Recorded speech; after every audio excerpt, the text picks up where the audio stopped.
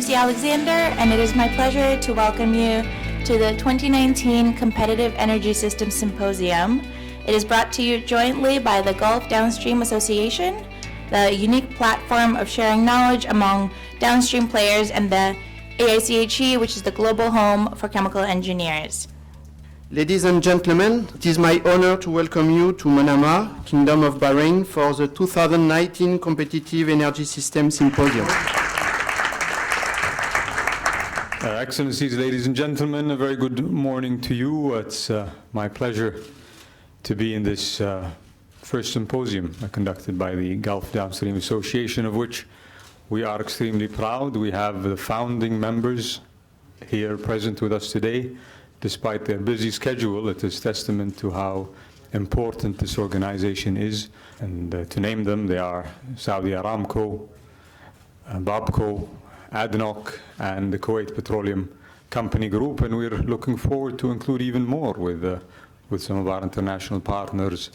Extreme and unlimited support that we see from Your Excellency is really making truly the effort that we are doing, whether it's in the Gulf Downstream Association or other associations in Bahrain, worth doing. The company owns the world's largest solar parking lot in Saudi Arabia, in the Dhahran headquarters, generating enough power for the nearby office block. If you are able to produce your electricity at a sufficiently low cost, you are competitive. Most of the fuel need in the future is not going to come from the industrialized countries. It's going to come from the developing countries. And this includes China, India, Brazil, Middle East. So many of you maybe have tried using magnifying glasses to create fire. So that's one way to utilize solar power.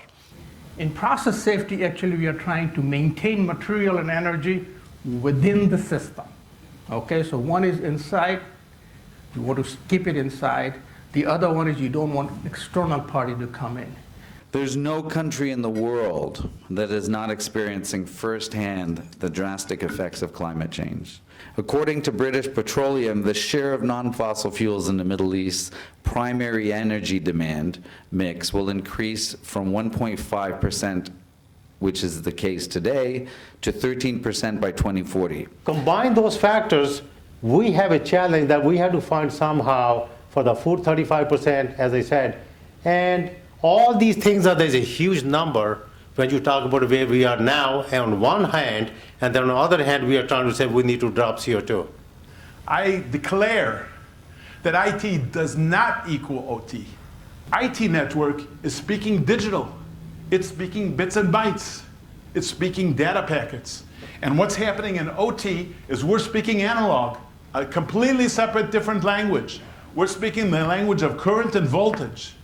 I have to tell you, you need to contemplate a moment how much electricity plays a role in your lives and the lives of your companies and your interests. I was not kidding when I said I think we are on a very infancy stage in cybersecurity in terms of learning. And our challenges are going to be much harder. If we wait for governments to implement policies, it might be too late. So it's our responsibility to see how we can have a transition, how we can have a mix of energy which can come and provide this energy that we need. And in the same time, we have a lot of new technology which are coming.